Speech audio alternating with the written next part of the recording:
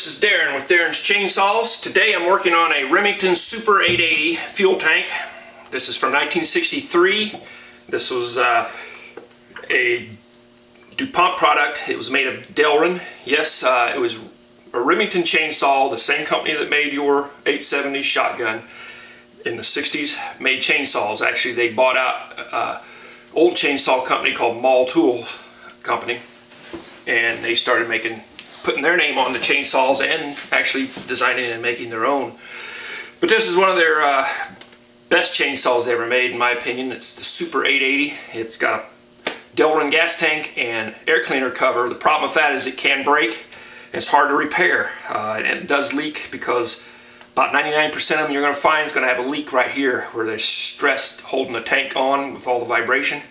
There's a weak point right here, so I fixed all the leaks with a hot soldering iron by fusing the plastic back together, and then where the battle scars were, I filled it in with JB Weld to give it some extra strength and cosmetic appearance so it'd look original. Then I've primed it with epoxy primer, and now that's I've got a second coat of a different type of epoxy primer that's sandable over top of that. So I'm sanding it down until I start to see the dark gray, the original primer, come through, and then that way I know it's straight. You look across it and you can feel it with wetness, and then I get all the waves out and all the feather edges taken care of. It looks like all I'm going to have to do now is just seal it with primer and give it the final coat of paint. So this is what I'm working on today. I've also had to repair the one of the mounting brackets broke off, so I put a metal washer and then filled it all in with JB Weld. It took about a week to mold it up and make a little eyelet. Actually looks stronger than the original over here. So that's what I'm doing today. I'm working on a Super 880. It's raining outside. I can't cut wood, so I'm working on vintage saws.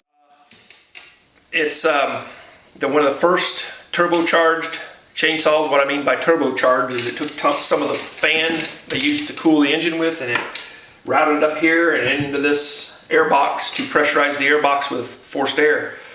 That's a pretty cool idea, and it does work, but what's puzzling me is this is a 4-digit serial number. One of the later ones that I've seen made, I've only worked on 2 because they're kind of rare. The first one was a 3-digit serial number, and all this was open. But this one isn't. It's got aluminum panels that block it off. This one blocks off the little short spark plug, obviously. That blocks off that hole, and then there's virtually no way that the air from the fan can pressurize the airbox. So that's the way I got it. I'm probably going to try it both ways, running it with the plate, run it without the plate. The 3-digit serial number version did not have this slot in the back to allow air in. It got majority of its air through the fan.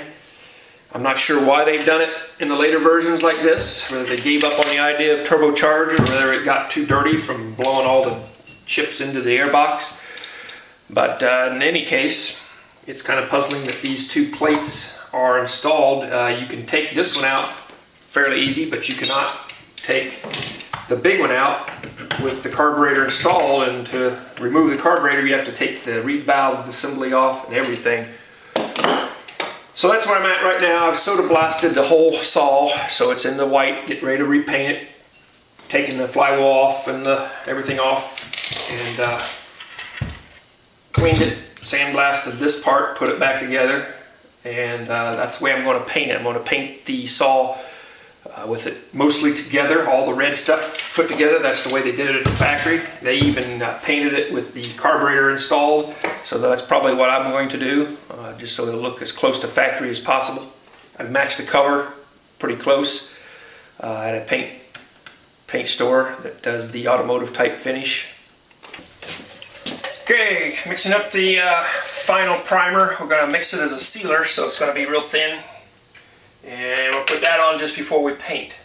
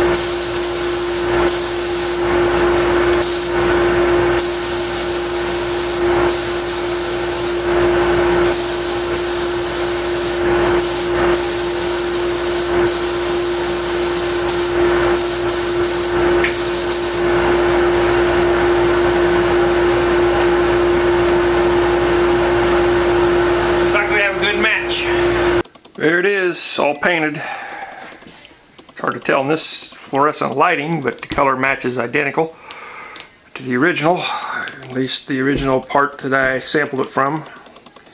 So there's the gas tank all patched up, and there's the saw and the air cleaner cover. Tomorrow we're going to paint the white parts and then try to stencil the lettering. These old saws are embossed with raised lettering, and that makes it a lot easier to repaint the lettering. This is how it was originally. It was painted red, so I base coated this in white, and I'm using a base coat for the lettering. And then tomorrow when it dries, I will clear coat it, and it will protect what I just stenciled.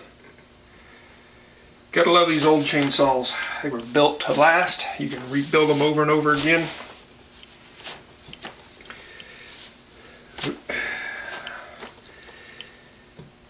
You don't want your brush dry, but you don't want it too wet.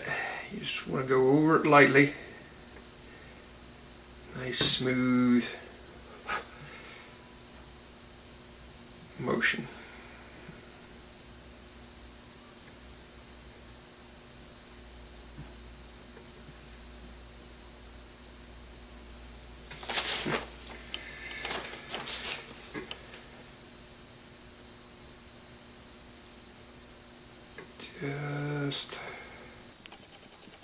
Okay, here we're done with it. We got it painted, all put back together. It's a really tight fit in there, all the stuff that goes in. Gotta put the air cleaner cover on.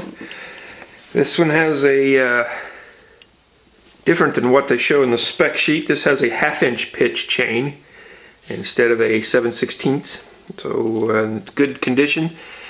I sharpened it, and I'm going to leave that the same. I know it's best to try to convert it to a 404, which is a real hard work. You have to cut the sprocket off and braze on a new sprocket, which I do not have at this time. So I'm going to just leave it stock. There it is. Better than new. Super slick finish. This goes on, screws it on down. Got the oiler. Works. Just gotta fill it with oil.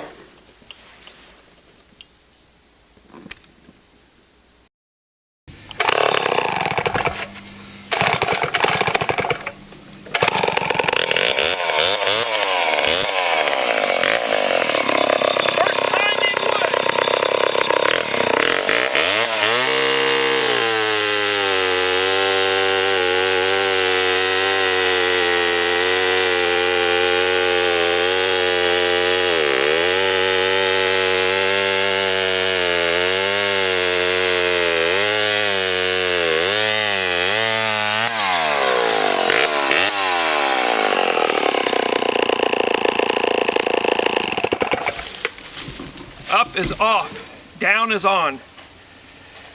That was the first time cutting with my freshly repainted Super 880 bone stock with a 1/2" pitch chain.